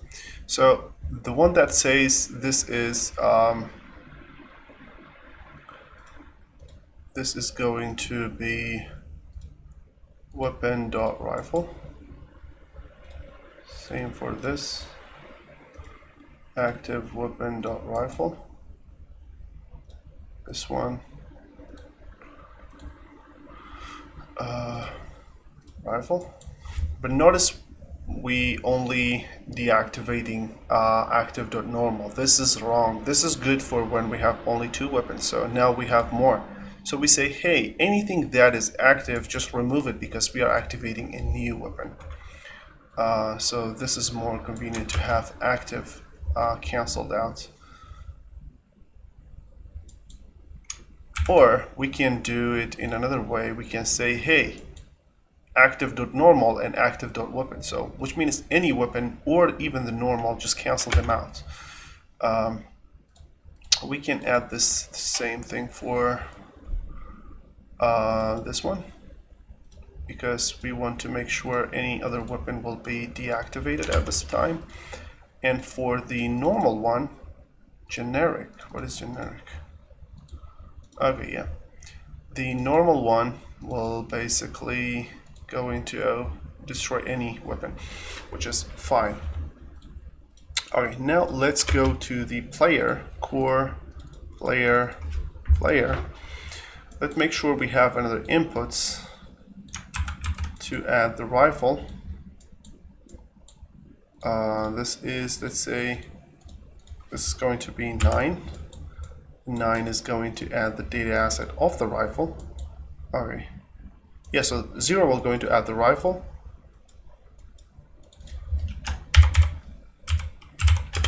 And 9 is going to add the pistol. 1 is going to default to index 0, which is the normal one. 2 is going to go to anything in index. Sorry, 1 is going to for anything in the index 1, and we want key 3 to go for the third one, which is index 2. As long as we have basically that slot as valid. So now I have pistol, I cannot switch, but if I press 0, you see the rifle is added. So when I click on 2, I got the rifle.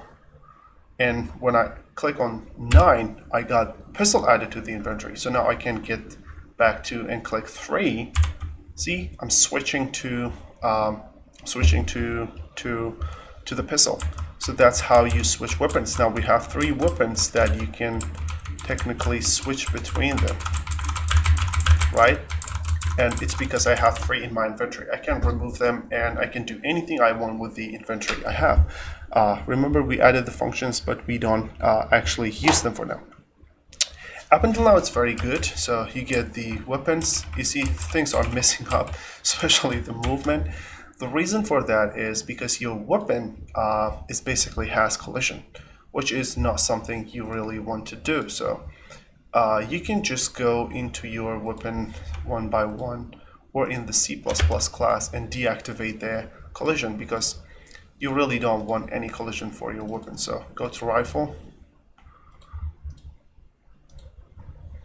static mesh, collision, no collision.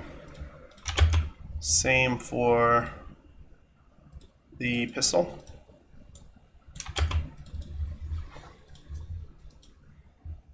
Static mesh, collision, no collision. Alright, now everything looks fine. Now I added these and I can just walk pretty well. But you notice, like, the animation is not responding to the weapon. Well, it's because the Unreal Engine does not know you have a weapon. You have to tell the animation, hey, this is the new weapon and switch to this weapon, right? So that's the next thing we make to make the character respond to the animation. Let's quickly add that too. So the first thing I want to do here, so I'm going to go back to the weapon data.h. I'm going to make an enum because it's how Unreal Engine will better understand we have an enum or not. So first thing we need to do is in the weapon data, we need to know, we need to make a U enum, a blueprint type, and then enum class, and then the type. I'm going to call it E weapon name. You can call it anything. Int8, and then the first one will be just normal, defaulted to 0, normal, pistol, shotgun, yeah, shotgun, and rifle. Okay, for now these things will be fine. And we want to change this per weapon, right? So in the weapon data, we want some setting for that. So we need a U property. Yeah, let's keep it in the weapon section. It's going to be E weapon name, weapon type, or anything. You can call this weapon. No, I guess weapon name will be better. Just weapon. Yeah, weapon name, whatever. So now we know that the weapon data is basically knowing about this, but there's still one problem. So how we know, so let's say now we compile this and we set this for any weapon, right? But how we do know which weapon is active in the animation? That's the key that we want to No, because we are switching the animation based on that weapon type, right? So let me first get here. So the pistol, now I can select the weapon type to pistol. And for the normal, it's set to normal, so we don't have to worry. But for the rifle, we can say, hey, this is a rifle. Later, when we have a shotgun, we can say for shotgun. And when we have more, we can extend this enum to include all of the types we want. Okay, now it doesn't make any changes here because, well, the system still does not know we have, they don't understand what does that mean to this enum. So we need to pass that enum to the blueprint, to the animation blueprint, so they know. So to make this communication, it's better to make delegates. That's why we are going to make a delegate here. So let's go back to the weapon manager component because this is the one that knows about everything. So we use declare dynamic multicast delegate one param. The name will be F on weapon manager delegate.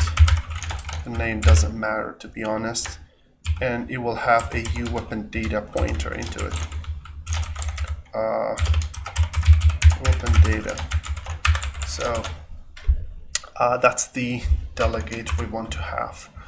Now let's make several of these delegates, but we want these delegates to be accessible to Blueprint. That's why we mark them as uProperty and then Blueprint assignable, which means you can assign to these in Blueprint. So we need several of these. On weapon equipped is something we really care about right now. Equipped or equipped, I don't really know. Let's ask AI.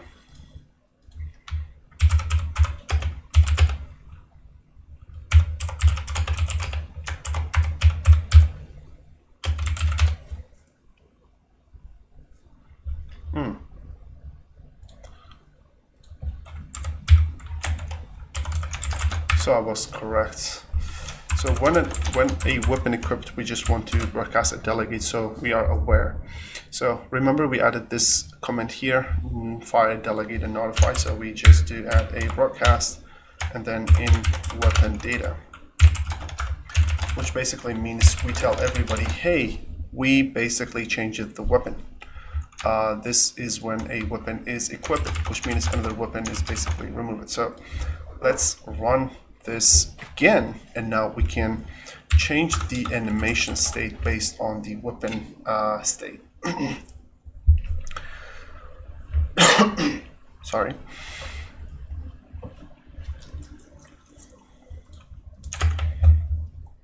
Okay, let's go to the core player's animation blueprint.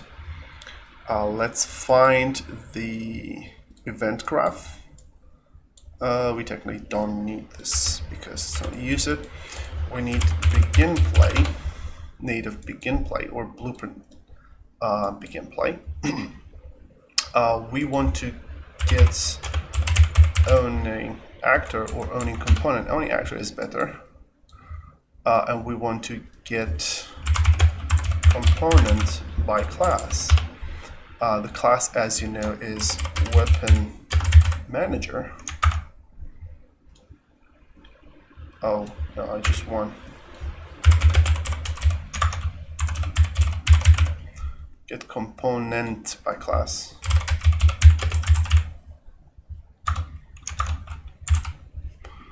Okay, if is valid, we want to bind to a delegate here on weapon equipped. So this is what we do. And then we create event.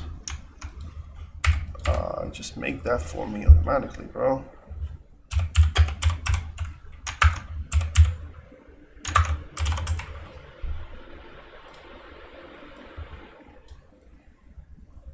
Okay, now when this happens, we know this weapon is equipped, and now we want to get weapon name. So we get the weapon name from the data asset, and we promote this to a variable, call it weapon or active weapon name. And now we know what weapon is active, so the default value should be normal, it's correct. Now we want to just basically switch between the upper body and the lower body, the upper body based on if they're holding a pistol or not. So we are going to say switch or blend and just type in blend and your enum name, weapon name. So this is exactly what you want. Click and just add the poses you want: normal pose, pistol pose, and rifle pose.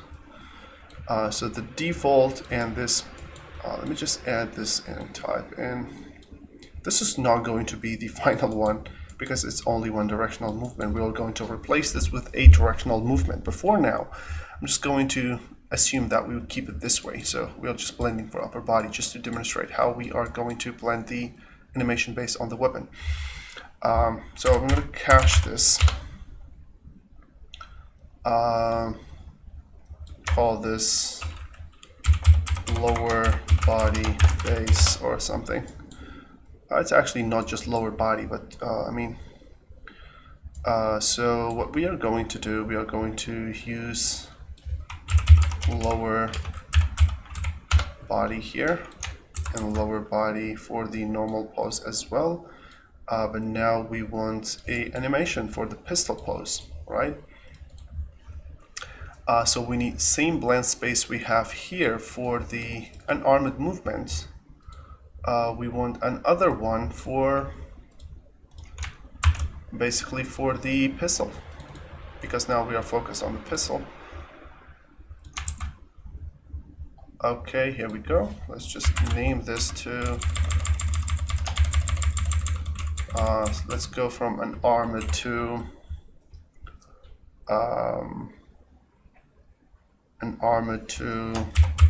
pistol. Let's go to the pistol. Let's find idle and just type in pistol. You will going to be finding ABS. Okay, yeah. Okay, now where I find the, oh my god, I hate this.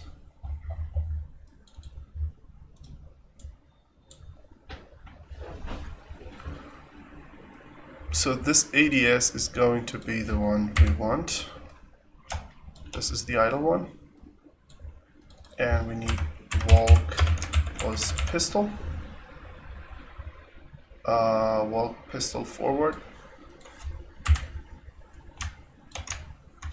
And we want run jog, this weird name, jog forward here.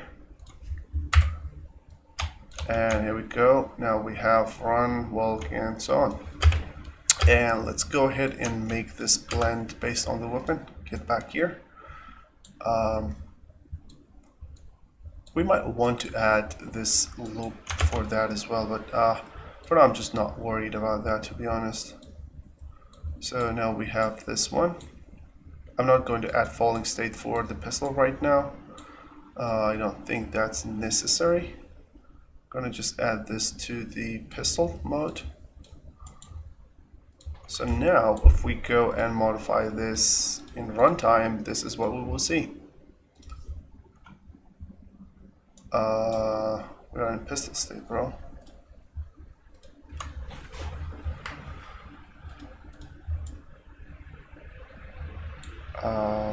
Really?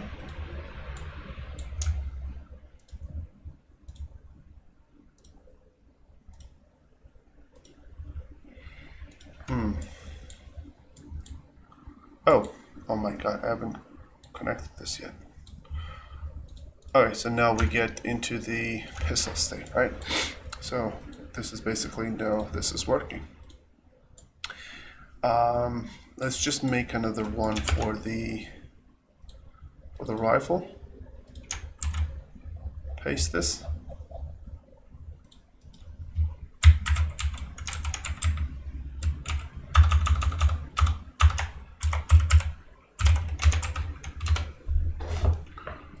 Get to rifle. Now we have jog forward for rifle.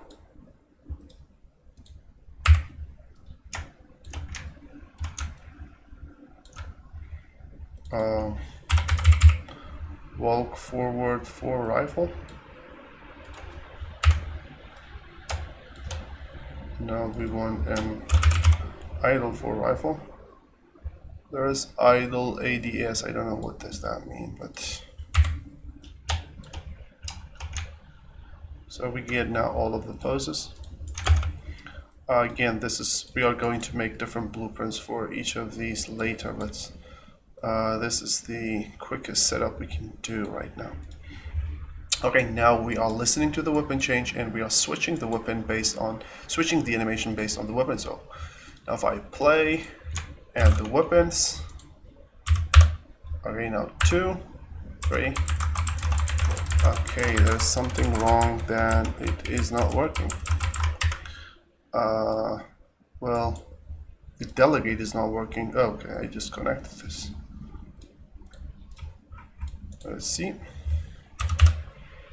Okay, cool. But the animation position is just very, very wrong.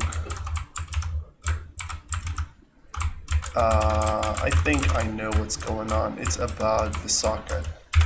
Let's see what socket is the perfect socket.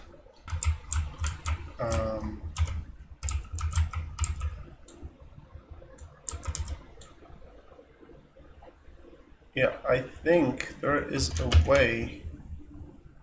Let me try adjusting the location because it's in the center, right? Yeah, I guess that will be fine.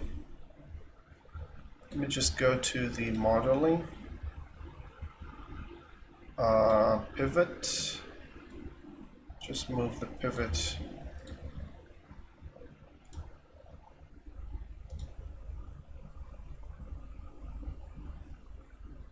Okay, sorry.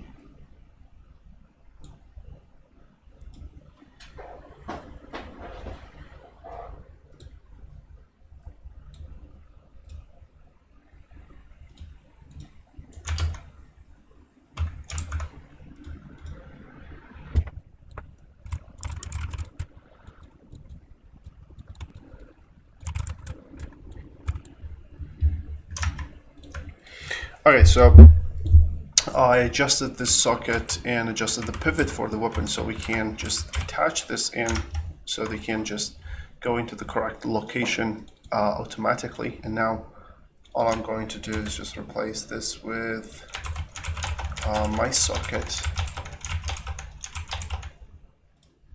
And we don't really need the transform now. I'm thinking about maybe this should work.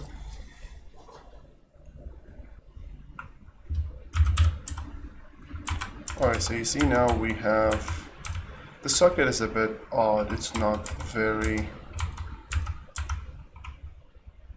okay. Yeah, the socket is not very well aligned. Let me just try one more time. So